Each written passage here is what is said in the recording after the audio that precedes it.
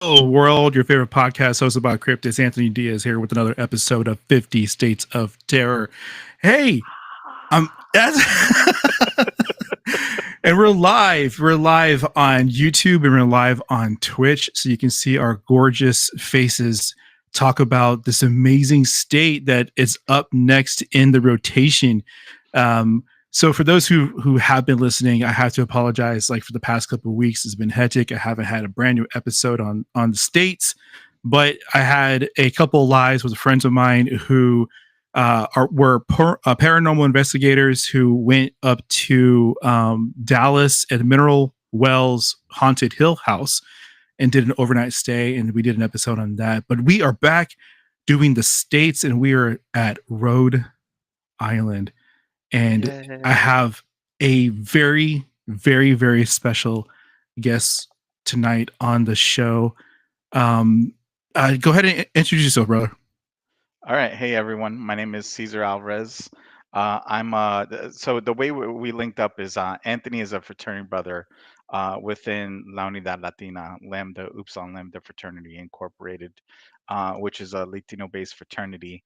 And we were having a meeting a few weeks ago, and Anthony was mentioning his podcasts, and he was I'm researching Rhode Island, and I was like, you do recall that I am from Rhode Island, right?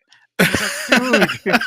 And I was like, dude, I mean, let me pick your brains. And I was like, yeah, let's have at it. And I was just like talking about a couple things like that could really just contribute to your discussion. So a little bit on me. I grew up in Rhode Island. I was born in New York.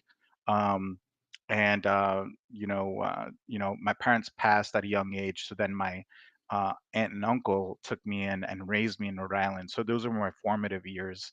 Yeah. And then I went to Providence College, ROTC, and I joined the military afterwards. I went on active duty. I served through the Global War on Terrorism, did 3 tours to Iraq. And then, when I decided to get out, it was like, okay, well, where am I going to move to? I didn't enjoy the cold anymore. I was like, let me move to Texas. And so our friend networks just kind of put us together. So this night was a long time coming. So thank you for Hell the yeah. invite, Hell Anthony, yeah. and And thank you for your hopefully I can service, bro. contribute. Thank you for your Yeah, service, no, man. thank you for yours as well. So we just celebrated Veterans Day, and I hope you got to enjoy some discounts or some freebies. Thank you to all the I veterans out there. hell yeah. I tried to get my free coffee at Starbucks, but it turns out that you only get like a single black, like small coffee from Starbucks. And I was like, oh, that's a bummer. I wanted to get my bougie, large, large with like 4 shots of espresso, Hmm. Irish cream, whatever. But nah, I didn't get it. But it's all good. It's all good. Denny's Um, breakfast, that they'll give you the grand slam. oh That yeah, that one's been years that they haven't taken it away. So I would say, I stick with that. And you could get a couple cups of coffee with that one. I don't know how it is on your neck of the woods, but the line down here was horrendous. Jeez. It literally wraps around the building like 3 or 4 times and into a neighboring parking lot, and that's for like IHOP, Denny's, and everything. But you know, it is what it is, and I Yep, really do hope people who did get their free meal they enjoyed it and got definitely. fat from traveling from different restaurants throughout the day to get their free meal. I know, right? um, but yeah, Rhode Island, Yes. the ocean state. Now let's do a little history Go for it. of Yeah, Rhode sure. Island. And is Rhode Island arguably like one of the first North American sites that were that the Europeans came from first? Is that because I know in Connecticut area, Delaware area, like for those shows, we do know that that was like one of the first like landing areas, but Rhode Island sits right in that area, so that's why well, that's one of the first foot on ground from the European colonizers coming over was Rhode Island, correct? You're exactly right. So, um, it's the smallest state in the country with like the biggest name. It's like State of Rhode Island and Providence Plantations. And now with, all this,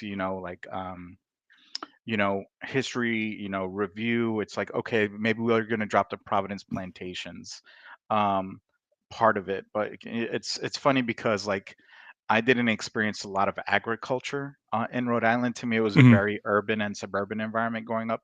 But I do know that out towards like there are some rural areas in Rhode Island. But growing up, looking back at the history, I don't know how it was for you growing up in Texas, but in Rhode Island, like I would sing, my Pilgrim's Pride, my father's pride, where my uh, fathers died, like I remember that and thinking like, yeah, like our history tied in with the Pilgrims. So in 1636, the state was founded by Roger Williams. And Mhm. so you got to remember the Pilgrims came here because they couldn't practice their own religious freedom.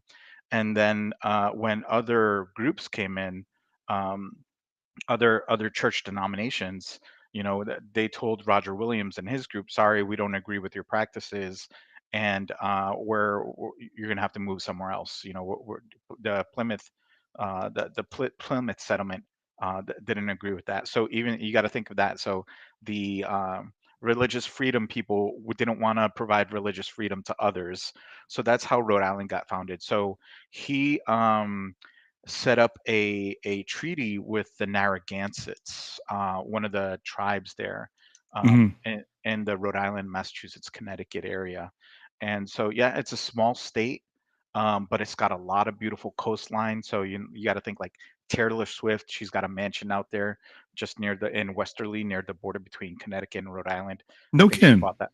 Yeah, she bought a mansion. I think something for like 17 or 23 million, somewhere around that range.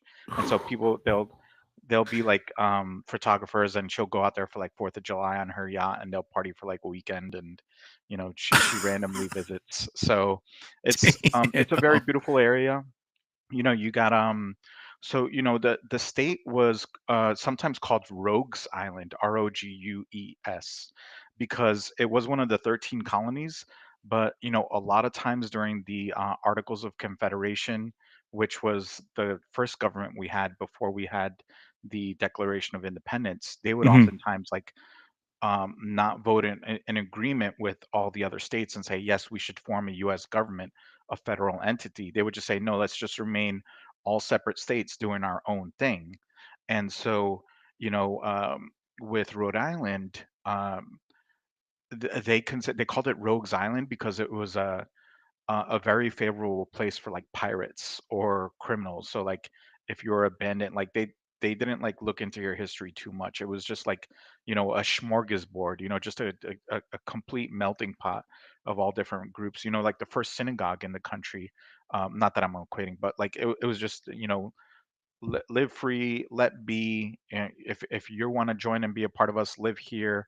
You're Yeah. welcome to. So like some of the first freed black churches, freedmen churches were set up there, but then that'd be juxtaposed against, um, some of the molasses and sugar trade. So there was a great port there in Newport and Providence, where in the pre-revolutionary times, Mhm. you would trade rum for sugar and molasses in the Caribbean, and then you'd go to Africa and get slave labor there. And then, so a lot of the profits from that trade actually contributed towards the founding of Brown University. So, that's one of the things that people say about Brown University is like, hey, this place was founded with, uh, gains from evil methods, so, Yeah. um, but it was an important trading port. It was probably like second or third to Boston Harbor in terms of like the Tea Party. When they had that, they threw like the equivalent of like $1 billion worth of tea into the water. We had our own version of that called Gaspee Days. So I want to say that was in the 1760s. They actually, the revolutionary folks in Rhode Island actually burned a ship in the Newport Harbor, and that was preceding the Boston Tea Party about 10 years. No So way. yeah, so there was already a lot of like revolutionary fervor or just like anti-establishment vibes going on in Rhode Island.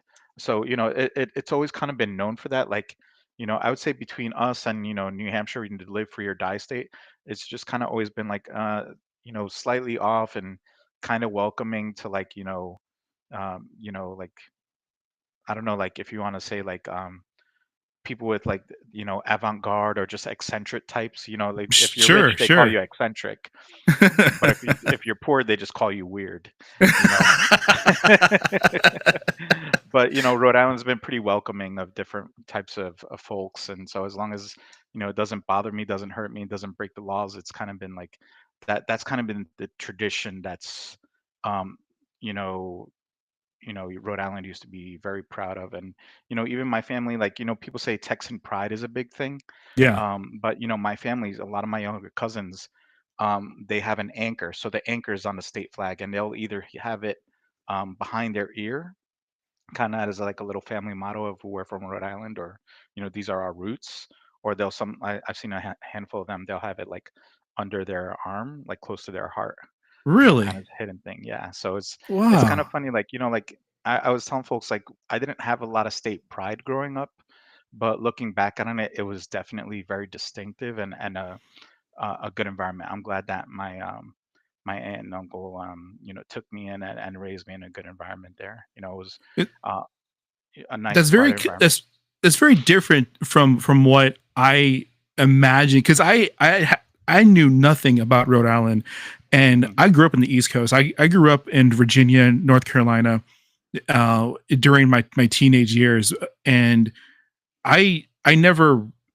I mean, when you're that close to the to like big cities like New York, and for me it was like Baltimore, and then traveling to South Carolina and things like that. Rhode Island wasn't a state where I was like, hey, let's just go to Rhode Island, you know. Yeah. And hearing you talk about it, I never thought that it was such a state that was a not, I don't want to say prideful, but it's like a you take um reverence of like this is our history of our state. So like I do appreciate the history of who we are as people from Rhode Island. And it's interesting too, because like when you think about like the time frame between 1636, when Roger Williams initially like founded Rhode Island, and to like 1776, when Rhode Island was like one of the first states to actually declare independence from Great Britain. A- in that time frame, when you go into the 1800s, where there's textile mills and factories, and the Industrial Revolution is kicking in, and that you still have that love for the state, that it doesn't change your direction of like how we do business in the state. It's like, if you know you're cool, you're one of us type mentality. And that's awesome. Is really, that's really cool. And when you say small, one of the smallest states, we're talking about small. It's Like, 1,545 square miles. so if you think about it, so if you're a Texan, Rhode Island can fit inside the greater Houston area, or if you're in San Antonio, it can fit inside Bexar County. So, That's just nuts. but it's always had like a strong population. And so there's a lot of, so for a state that small, it's got like six big universities. So it pumps Yeah, out a lot of graduates. So the crazy thing is, it produces all these high school and college graduates, but they can't stay there. There's just the economy isn't big enough to sustain all those graduates. So they right. go out all across the country. So like, at the everyone's like, oh, why don't you come back? And it's like, well, I'm halfway across the country now. But there's a lot of people that are like, oh, I didn't make it to the class reunion, but they're all spread out across the country. So Rhode Island has had, despite the small size, has had a big impact because between the ports, so the Navy has a base there. They still have their Navy postgraduate school there. um, and then let's see, speaking about the mills, you reminded me of Slater Mill and Slater Park in Pawtucket, Rhode Island. So Yes, uh, the yes. the founder of that mill actually stole the plans for a mill because during the Industrial Revolution, England didn't actually want to allow people to. Uh, they didn't want to sell their intellectual property on how to use a steam or water-based mill for factory production. So Rhode Island actually did very well with textiles and manufacturing. So that was, it was a manufacturing powerhouse. Like my uncle growing up, he was into woodworking, so he worked in a lumber yard. Even though we don't have a huge forestry or lumber industry, we did a lot of there was a lot of processing. So those were the glory days of the 60s and 70s, listening to my parents. Even Yeah. the jewelry industry, like the fake jewelry and stuff like chandeliers or like necklaces and stuff like um so yeah, it was a good environment. But thinking back to the history, talking about the transition between the revolution to the Civil War. So after the states had won their independence, just before the states had won their independence, with the growth of the state, um, the there were also a lot of conflicts. So Yeah. it's sometimes called King Philip's War. So I believe this was like the 1740s or 17 I um have 1675 in my notes. 1675. My apologies. Thank you. So it was so he was called King Philip, but sometimes he's also called like in his native name like Metacom or Metacomet. And so he was part of I believe the Wampanoag tribe. So you had all these tribes, uh, the Wampanoags and Narragansetts, and then you even had some tribes from New York, like that they would push into the Connecticut and Western Massachusetts areas. So Yeah. there were these were fluid boundaries. They're not like the state borders that we have now. But they had disagreements with the settlers, with the encroachment of the increasing amount of European colonization in both Massachusetts and Rhode Island. And so because of that, there were a couple battles. I know I sent you something about in Cumberland. I grew up in North Providence, mostly North Providence and Pawtucket, but Hmm. just north in Cumberland, which is like, maybe just a mile or two away, there is a small the public library has a small dedication where I think it was was it Captain Stewart? Uh, there was about 9 men that were massacred. They were ambushed by the natives, and so they set up a memorial at the supposed resting spot where their remains were buried. And that's where they were like ambushed and then buried in that same location. And then King Philip, when he, so that's one location. Yeah. Location number two, there was the Great Swamp Battle. So that was in a marshy area. I believe it was the uh, Acadia. Is it? There's a state. It's by the DEM, Department of Environmental Management. So there's this large protected reserve in the middle of the state where the Amtrak rail line goes through. So I've kind of seen it. I was like, oh, these are beautiful woods, and like, why can I never visit this? And I was like, you can, but just the trailheads aren't very well developed. So it's on purpose because it's a reserve. But it's right in the middle of the state, and I believe it's in that same area where the Great Swamp Fight happened. And so that was like battle number two, where a couple hundred natives lost their lives, and Yeah.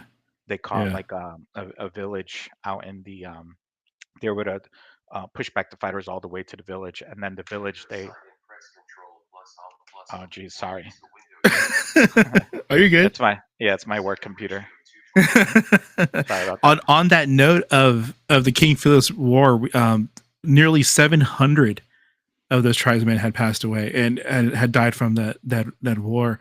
And it's have you tried to trace your heritage to any local tribes in New York or that area, Rhode Island? Well, the not myself, I'm Central American in background, but my cousin, he's like an older brother to me. He married a local girl.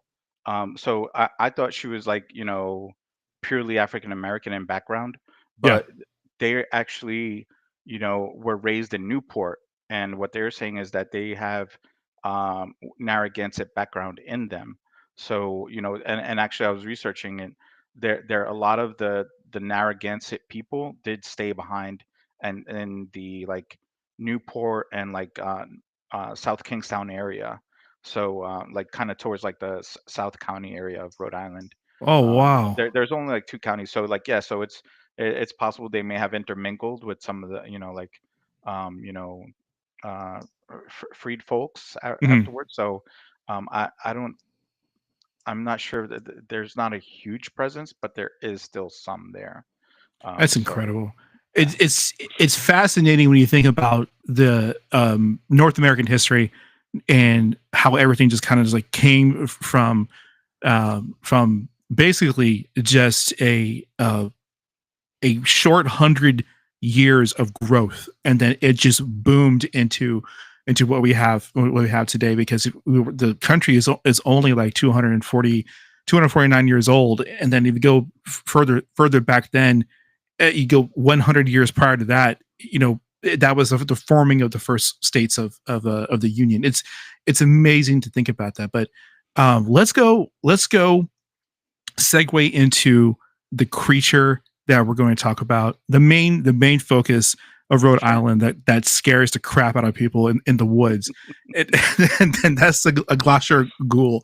It is when I keep looking at the word Hmm.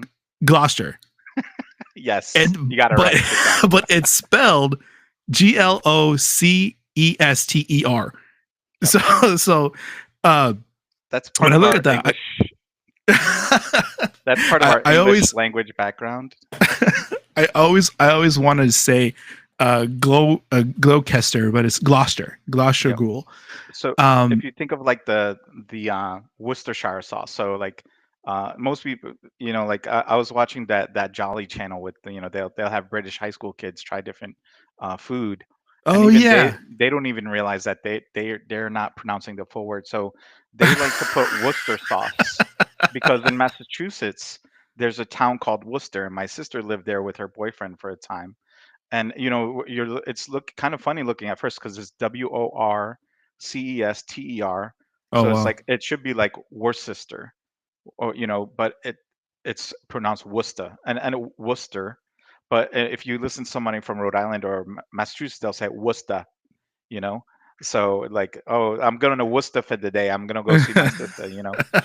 So yeah, it's even more when you throw on the accent on it. Oh So if you man. think about it that way, so like when I was growing up, those were the kids. So Gloucester and Foster are two towns right next to each other. So Okay. whenever we had a snow day, so this was before the global warming started, like back in the 80s as a kid. Yeah. Um, they when we had snow days, I'd be glued to the TV, glued to the radio. Yeah. Wait, like it wasn't like nowadays you could just find out on your phone. Like you had to be Absolutely. listening to the radio and like, okay, do I have to go to school today? There's snow on the ground, and like inside Providence and the suburbs, there's usually pretty good, that, and like that's where your taxes go. Your taxes go towards like the cleanup crews with the sand, the salt, the snow plows. So like I knew they were working hard. Looking back at it as an adult, but Yeah. as a kid, I was like, man, I hope that the storm was really heavy and they didn't clear the road and I could just enjoy some breakfast and watch some cartoons and then like Jeopardy or something, or like The Price is some good Right comes shows. on Price there. is Right. Yeah. Yes. Oh my God, Price is Right. But these lucky kids, Foster Gloucester, there was this guy, Salty Brine, or it was like the Salty Brine radio show. They would always call them out, Foster Gloucester, no school. And I'm like, no, because it was a rural area and hilly. So if you've ever been out to the hill country in Texas, like you can think of like the rolling hillside country like that, but just with tons Sure. of trees. Yeah. Like that's what the East Coast has. So I'm sure pretty familiar with that if you're in the Mid Atlantic region. Um, so they're very similar. So Foster Gloucester was always like this rural area where that they had their snow days, and I knew that they had creepy woods, but I didn't know exactly why. Have you And ever heard of the Gloucester Ghoul growing up? no, I didn't know about them growing up. And it was crazy because like when I think about it, I was in Boy Scouts, and we would travel to like we spent a few weekends in Vermont and Maine, and like the state line between Vermont and Maine, and we Sure. did backpacking there. And then when I was in RTC in college, we would go to Stone's Ranch in Connecticut, and we would do training for field training and that and on the weekends there. And then I would go to like the different I would go like Lincoln Park. Lincoln is a town in the north side of Rhode Island, and they had like a nice little pond, and you could like act like you're going to the beach because they had a little sandy beach area. But it's like, yeah, you're right. Like I never went out to like Foster Gloucester for like any camping or hiking, and I was like, never really said that, and I was like, oh, like I just figured, like there's a lot of history in Rhode Island, between the Yeah, conflicts between absolutely. the natives and the settlers, and then the Civil War produced, like we had a lot of tradition of field artillery, between coastal artillery and field artillery units that Uh-huh. we provided for the Civil War and World War I and World War II. Um, so that's my military history. So when you mentioned that there was a pirate connection, I was like, I can believe that because Rhode Island was welcoming of pirates because they would spend their money. There was a lot of port activity. So if you want to tie in the Gloucester Ghoul, what you know about it, I was stoked that you mentioned it because I didn't know about it. So it stems is okay. So the first actual um citing slash annotating in a journal was done by a man named Albert Hicks. Now, Albert Hicks was a notorious pirate in the early 1800s, and he was searching for Captain Kidd's treasure that was supposedly buried in a forest, a heavily dense forest area in Gloucester. Okay, Mhm. and the story goes that he was trying to locate this treasure based off like hearsay and like these encrypted maps or something, and he followed into this area in the woods, and he witnessed a creature, and the creature was described as a large body, wings, ram horns, and it emitted a foul odor, and it had a sense about it to where the viewer would have the sense of dread. And in 1833, that was the first sighting. In 1839, it was sighted again by another group of people who were trying to find buried treasure in Gloucester Forest. And then it was viewed, it was mentioned again in 1896. And that was actually published in newspapers, like the Yep, Boston that Globe same and year. different. Oh yeah, so surrounding newspapers had published a story that this gentleman had went into the forest areas and was witnessing this creature. Now, the creature doesn't exactly change shape or description from 1833 from and then to 1896. It's described as the same way, as this large ram-like body with bat-like wings and very large horns. The only difference is in 1839 and in 1896, the description is like it had these fiery red eyes, and the odor was that of like death. It smelt of death. And what's interesting is that within the same area, the same geographical area, you have different cryptids that have the same different. That has the same type of description, like large winged creature, like Mothman and Jersey Devil, and both of them have the same emitting of fear. So like it was the bringer of doom, pretty much. Mhm. That's 100% Mothman. If you were to ever see Mothman in your journeys, that was the bringer of doom. Something horrible was going to happen either to you or to the area that you saw Mothman. What people believe is that the Gloucester Ghoul was a summoned demon by Captain Kidd to protect his treasure, like some type of demonic pact that the captain had possessed or like done over the burial ground, um, Mhm. to protect his stash, his treasure. What's interesting is that I don't think anybody has actually recovered the rumored treasure of Captain Kidd within Gloucester. And Oh. after 1896, the sightings kind of like go away. The only one that I can find was in the early '60s when a group of kids were inside those woods and witnessed, oh, not witnessed, but had like this sense of dread and could smell this horrible stench, and then kind of like just went along the way. So I mean, I don't know. It's a very interesting creature to like just even if you were to be like, oh, that can't be like a real thing, but it stems from cryptid being, and then also goes into demonic being as well because of description. And you're saying you've never heard of the Gloucester Ghoul ever? You, you know, when I was a kid growing up, um, we had something where it was like if we drive up to Smithfield. So like when I was growing up, we would just, so 40s were a thing back in the day when I was growing up. So we'd get 40s somehow. I don't even know, like someone had like a fake ID card. We'd get 40s. We get That was 40s me. from the gas station. That was me because when I was 18, I looked like I was 50. There you go. So yeah, I mean, it was a thing, that or like Zima or Mad Dog 2020, and I Oh hear my now that god. that's the thing with kids that are discovering all those nasty drinks.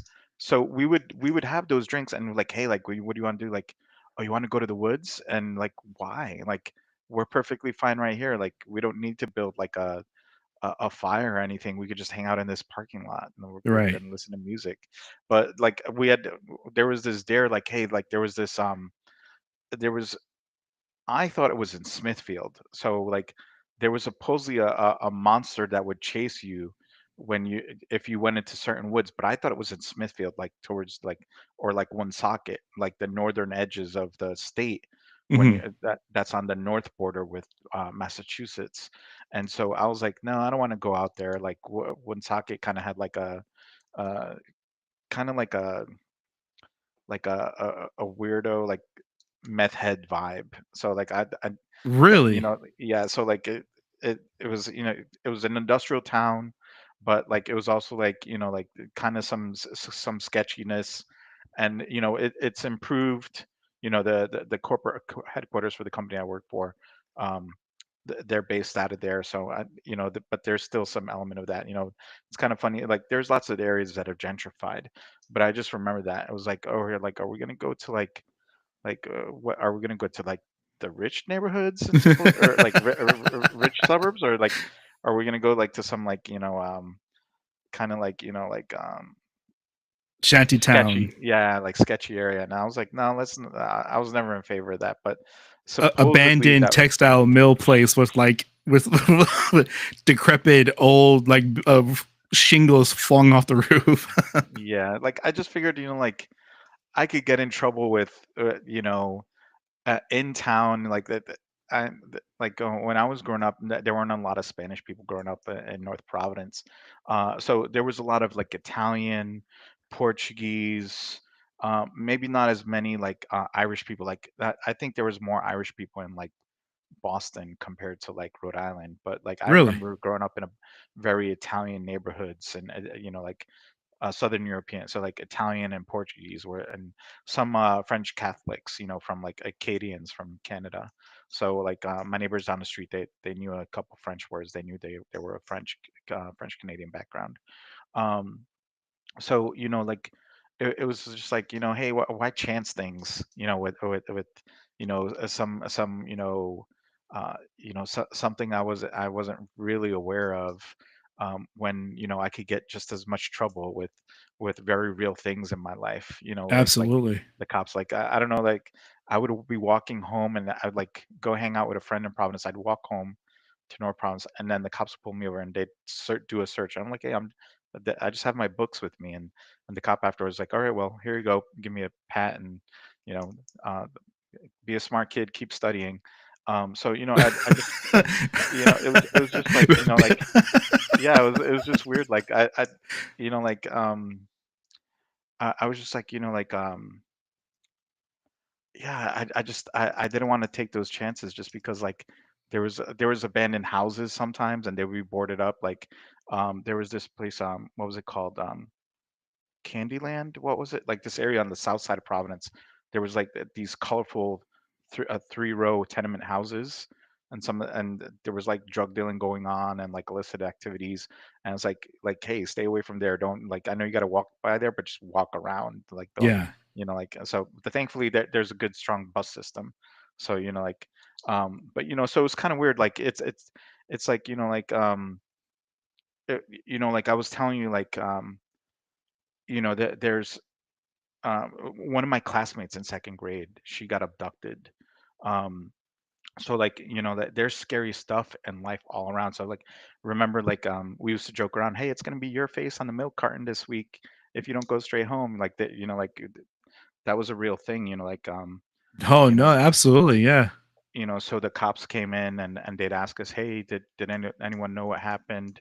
And you know, her body was found a few months later, and it was Jeez. along the shore, and then it was like a drifter in Massachusetts, like 7 or 8 years afterwards, was found with a newspaper clipping of her name. And it was like, 7 or 8 years after the fact. So they said, okay, in all likelihood, it's probably going to be this guy because he has no ties. He was just drifting in. She just had gone to the convenience store. Some Massachusetts people, they may call it like a packy or something like that, but I would just call it the corner store. And she went to go grab milk on a snowy night, Mhm. and she never got back home. And that was in second grade when I was living in Pawtucket. That So that was is like that's an big interesting stuff. segue Hmm. into like how like an area that old with that much history and that much um and even if you're like a spiritualist, or if you're like into, if you're religious, or even if you're not religious, like the Yeah, negative energy that comes with that place.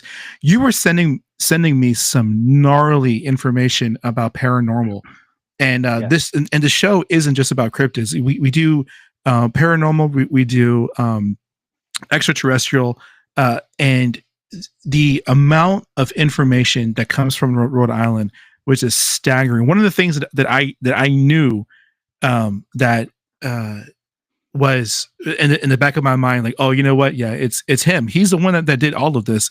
This is the birthplace and of H.P. Lovecraft, and yeah.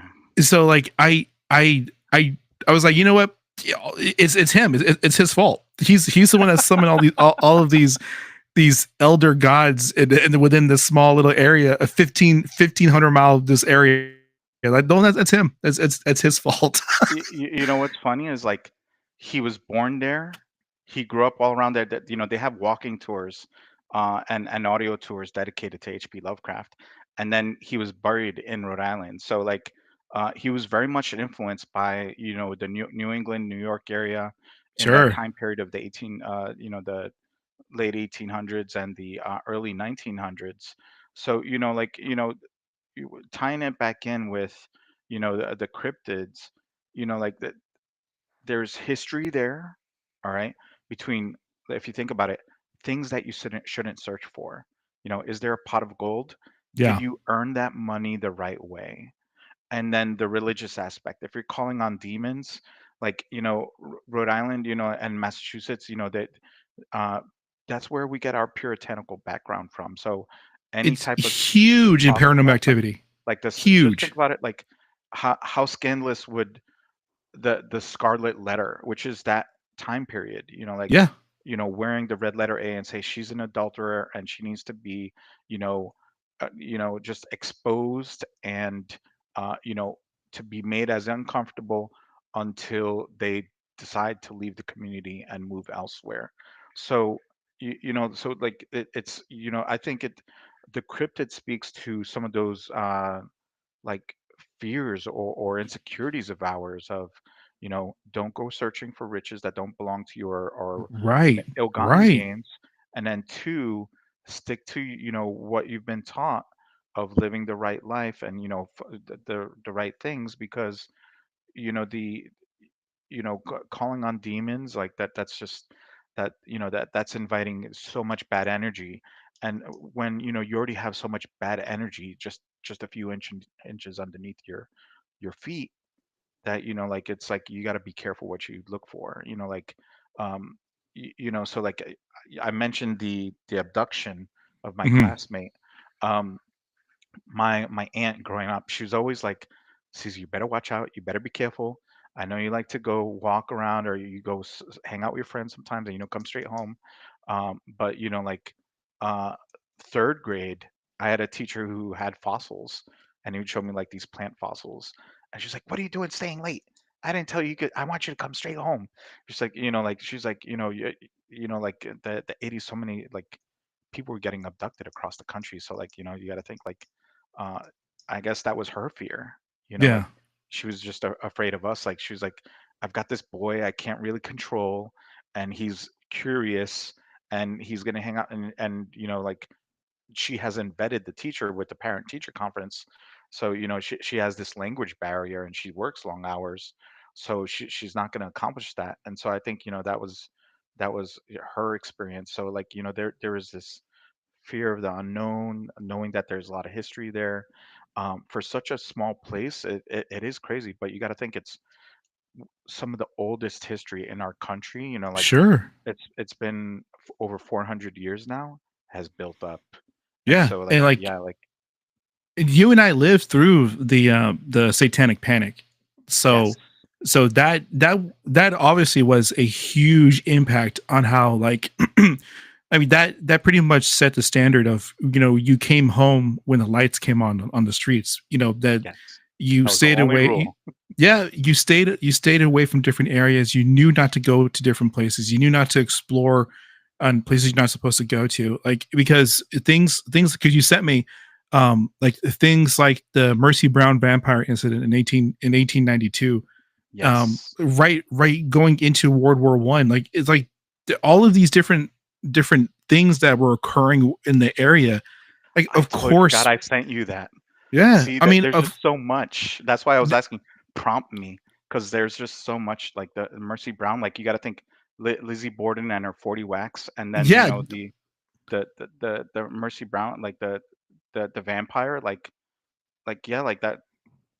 You got to think people in Eastern Europe were worried about that in the 1300s, and then we were still worried about that in the late 1800s. Like it's just crazy to me that like that the psyche that we have was transported over from the colonists. Like, yes, they want religious freedom, but there are also these old world concerns that they brought with them, and then it clashes with like real conflicts for like money and land, and like it's just, yeah, it's just, so that's why I'm saying like like sometimes I was oblivious to it because I kind of had the immediate concerns, like, oh wow, like I got a classmate, and then my mom is mad at me that I'm hanging out after school. I thought I was doing something good, like doing some extra learning outside of class, but I guess not. So I guess I'll yes. just run around on my bike, and like as long as I don't bother that abandoned house and the old person next to it, who just turns out they were just misunderstood, and like maybe they had Yeah, their own struggles. It's just yeah, because there is a stigma. There's a stigma I think that occurs whenever one generation lives through one type of incident. So like let's just say, wait, so let's take the vampire incident, okay? yep, So you have one group of family, well, one generation who witnesses that and goes through it. And then the stigma is, okay, you had to stay away from this area, stay away from these people, stay away from this. And then that protection goes into their children, and then their children experience something like similar to our satanic panic. Okay, no, you can't go to that place, you can't go to over here, come home when the lights turn on, and this is pre cell phones. So yes, like you had to have some type of leeway whenever your kids were outside playing and everything, but you also had to instill in the kids this fear of staying away from this area. And that's some people believe that's where a lot of cryptids like spawn from and all these stories come from, is we will make up this horrible monster that's this in these woods so that you yourself would always stay away from there, because yep, whether or not something is there, it's that generational safety net that we're trying to instill in our next generation. Like, hey, look, when I was a kid, we were told to stay away from there. You're a kid. I'm telling you to stay away from there. I don't know why. Just stay away from that area. And Well, growing up, did you believe in cryptids? Like, did you believe in Sasquatch and Jersey Devil and all that stuff? I knew about Sasquatch. I knew about the Jersey Devil. And I just thought it was just craziness. And I was like, is it real? I don't know. And I was like, I don't get to go out too much into the woods. And so like the times that I would, it was just like, like yeah, it was just like I didn't realize that was what was going on in Gloucester. Right. So it was just crazy to me, like when you mentioned that, I'm like, wait a minute, Rhode Island has its own cryptid history. But I was like, it makes sense though, because just between the history, the religion, and then thinking, tying it in with the Mercy Brown, like we didn't have they didn't have social distancing back then, so that could make sense, so she passed and a couple of family members passed because of tuberculosis, and Yeah. back in those times they called it the consumption, you know so like, but like, in lieu of social distance, just stay away from there. We don't know, so Such if a name to call it, right? The yeah, consumption. They yes, suffered from the consumption. yeah, isn't that nuts? It's like that's the medical term that you come in, like, Latin, and all you could say is the consumption, like, Yeah. come on. You know? What are your thoughts now as an adult about cryptids, paranormal? Well, cryptids, obviously, because I if you don't know, I am a firm believer of a handful of cryptids. Mhm. Just because we haven't seen or we haven't have a um actual video or whatever, like some things you just like, I know it's out there because the science kind of makes sense. um Paranormal 100%. Like, what are your thoughts on those two things, Yeah, cryptids and paranormal?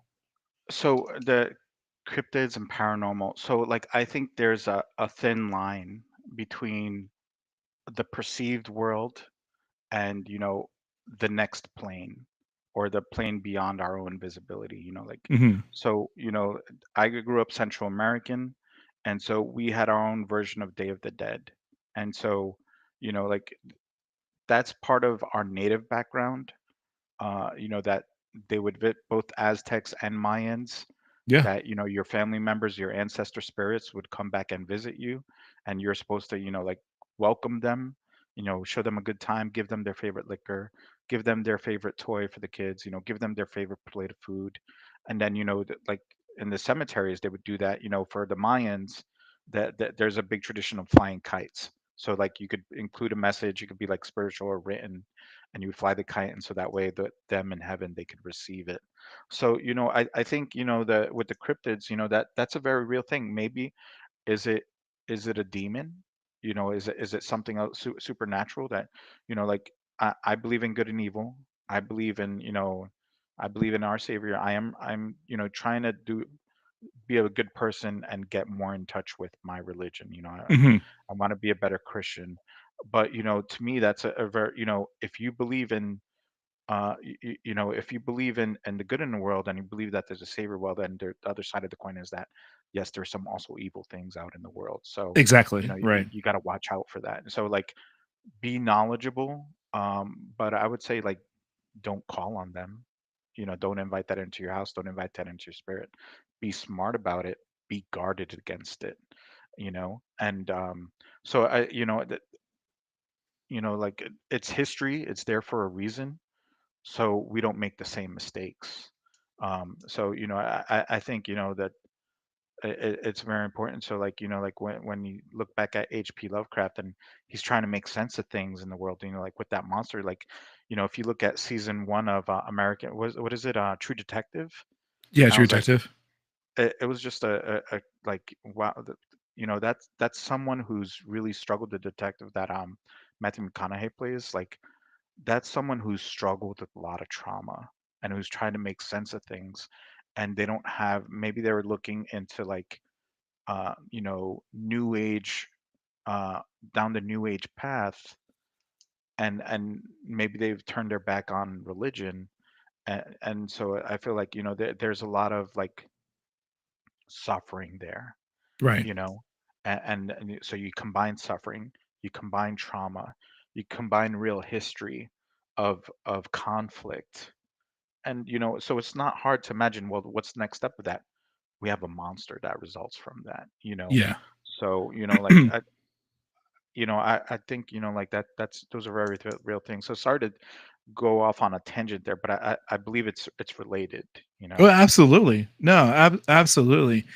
Because when you think about it, you're absolutely right. When there is one side of the viewpoint or the argument, there is the opposite flip side of that, which is good and evil.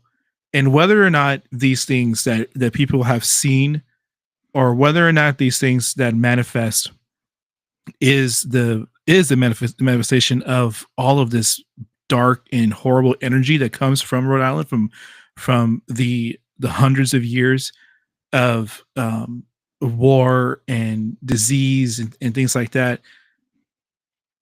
You start to play this game in your own head, because if four people see one thing, okay, four people see it. That doesn't mean that, not that like they're like trying to like mess around or play a game or whatever.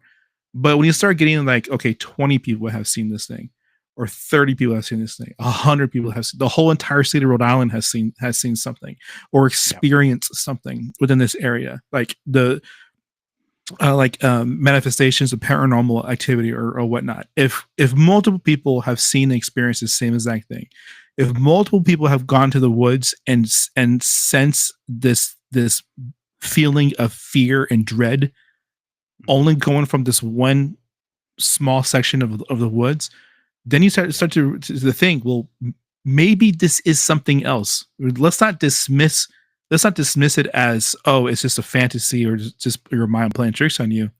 Yep. it we got to start thinking about it. Okay, well, maybe people who thought Sasquatch was this 7 foot tall creature, well, Sasquatch could have been the description of these tall humanoid creatures that the indigenous peoples witnessed as this long red headed 7 foot creature, you know, Yep. and or giants, the same thing.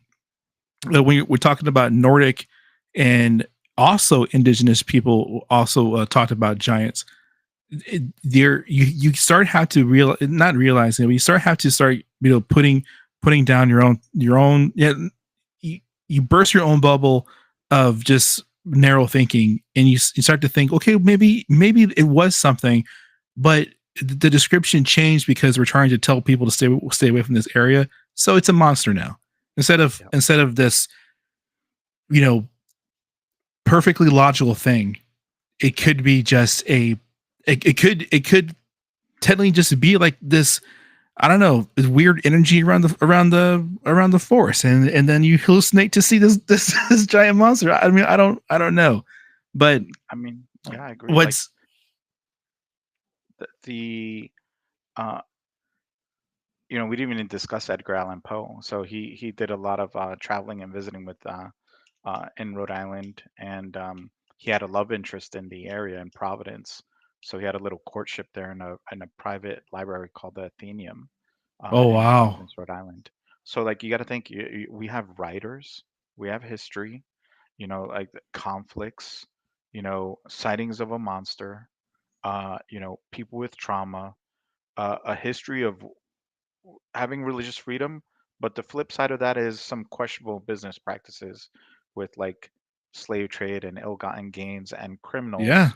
So like absolutely, it's like that was our history, and so there's it's gonna be like so I would just encourage, like focus on the positive, focus on you, recognize that there is history, respect it, but don't delve to it to create, have a healthy respect for it, there you go, um yeah, and like know that it was there, and then like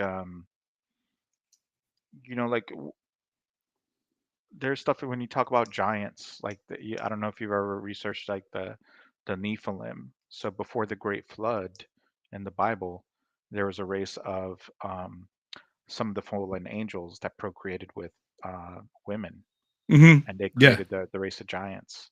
And so, like, is that like tied through somehow? Like, okay, are we like, look at angels. The angels used to tell people, "Be not afraid." Well, Right. you look at the descriptions of the angels, it's like this long circle thing with hundreds of eyes on it. 100 eyeballs. Yeah. Yeah, and it's like I watched the AI imagery on like Instagram or YouTube, and it's like these TikTok reels, and I'm like, whoa. I'm like, that's a good description. I'm like, like you got to think like a, the a, human mind a 2,000 seraphim, years right? ago. Exactly, the cherubim. So the cherubim, it's got the face of a man, but it's got the body of the lion and the wings of an eagle. Well, we see that in Assyrian and Babylonian pictures, and you look at them; they're like 30, 40 feet tall. And look at the Egyptians, like they're gods. They're a human form with like the head of the bird, and it's like, wow, Horus looks crazy. Like, Yeah, yeah, yeah. so it's like, yeah, like I get why, like, these monsters, they can have like all these crazy descriptions, because there's this thread that runs throughout history of like, every culture is trying to do its best describing maybe its own version of demon that it's seeing, and trying to warn people against that. So Absolutely. Yeah. I think maybe it's not a well thought out, but that's basically my idea on it.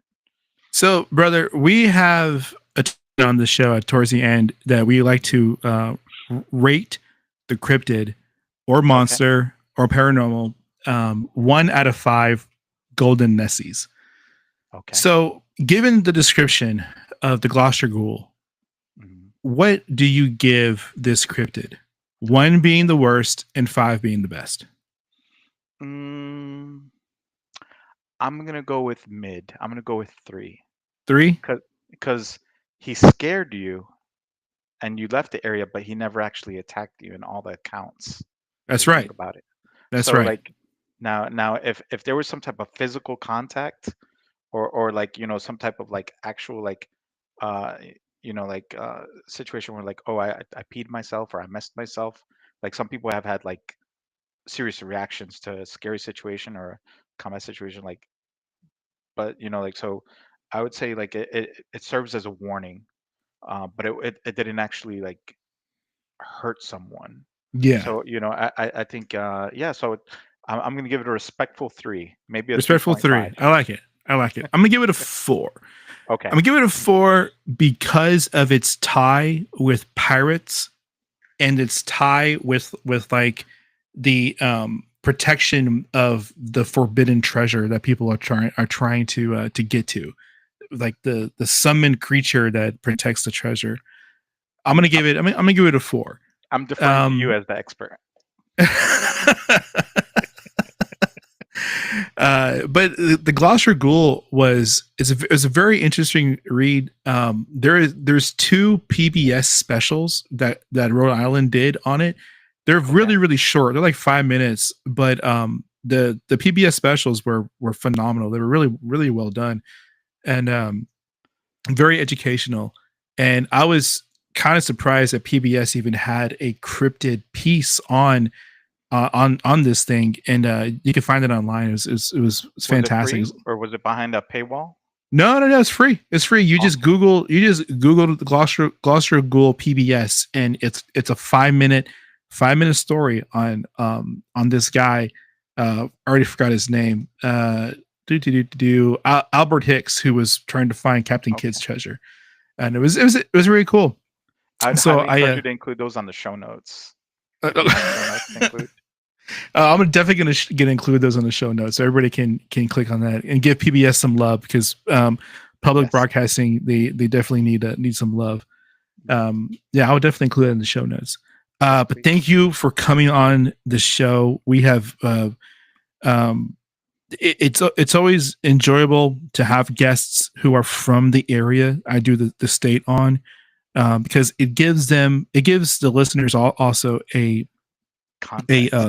A context and personal views on the state itself, and whether or not they've actually even heard of the cryptid. Because 9 times out of 10, I have seen that people have never even heard of the cryptid that I'm doing the presentation on, that are from that state, have no idea what it is. And it's interesting because when you talk about like monster stories and growing up and things like that, we're always talking about the kukui and the chupacabra and things like that, but different people in different states they don't have that thing. And Yeah. what is that thing for them? And nine times out of 10, exactly. it's not even the thing that I'm doing the presentation on. But yeah, is there anything Isn't that that you want to crazy? plug? Any projects? Anything you want to give it a handle that people want to follow you on or anything like that? I wanna say, Anthony, great job. Stick with this because it's, a passion of yours. It's so easy to talk through. I can't believe we've already like, we're reaching your time limit on this because, what some of the paranormal stuff we didn't even discuss. So, I uh, know we didn't get into, let's see, your college stuff, your the 1977 December in a dorm, an iron on the closet like yep, caught fire or something. I was like, yep. it's nuts. It is Brown nuts. University used to be a Revolutionary War hospital. That Rhode Island fielded a lot of military units for all the conflicts, that we had. So my plug would be, uh, you know, on this podcast, and to keep doing what you're doing, you know, hit your numbers. How do what's that saying? How do you eat an elephant? One bite at a time. So Exactly. Yeah. make forward progress on it, and just keep sharing history, spreading love. If you research Rhode Island, yes, go tour the woods during the daytime, maybe early in the morning, then eat some great Italian and seafood. And then, like I'm going to plug the tourism industry. And then, Hell visit in yeah. the summertime. There's some great beaches there. That tour the mansions. There's a lot. You can tour the mansions for the opulence from the Roaring Twenties, and then also appreciate some of the paranormal activity that happened there. you know Wow. the the hotels like the Biltmore Hotel. It's now called the Graduate. There's a lot of history there from the mafia days of the Providence, Rhode Island. Between the heyday of between the prohibition from the 20s all the way up to like really the 80s and 90s. If you think back to like the Sopranos, well, New England had its own version in between Providence and Boston. So um, with the Patriarcha family. So, yeah, it's crazy, man. Like you think like, okay, you have all this history, then you have all this crime stuff, and then it's juxtaposed with all this beauty and touristy areas Yeah. and great food, and it's just like, well, that's my little version of that's my little place of America, you know, you know. So yeah, I'm gonna take it all in and say, hey, like it's a beautiful place with all its pimples and scars, you That's know. awesome. That's awesome. And thank you all for listening. This will be on all your streaming platforms tomorrow, on Spotify, Apple Podcasts, and everything. As soon as this thing is over, YouTube will already have the video for your viewing pleasure directly after. You can catch uh 56 of Terror on all your streaming platforms. You can catch my other show, Narrative Quest, where I talk about my writing and talk about the creative process, and um we're going to take a break for a week or two because we're going to do rebranding. I have my LLC, my Alpha Line Productions, is going to now house all of my shows. So we're going to do rebranding of the logo, of how everything is structured, and hopefully we'll get some sponsorships our way, just to promote just the podcasting and my writing. And you can follow my writing at vocal.media and look for my name, Anthony Diaz. Man, thank you again for stopping by on the show. It was my Um, pleasure, Anthony. I'm looking that's forward to awesome. sharing this with my family and friends so they can tell me more stuff, and then they can include some comments like, Caesar, you didn't talk about this, or hey, did you know about that? And like No, we totally missed out on big parts of the state history, you know. man, we gotta I'm do sure. part two then. We gotta do a part two because you Maybe we'll gotta do do a part part two. two. Yeah, because Awesome. even though Rhode Island's a small state, there's so much stuff that's going on in there, man. Hell yeah. Well, like Let me always, know. y'all be good. Later, y'all. Take care, everyone. Thank you. All right, we're cut.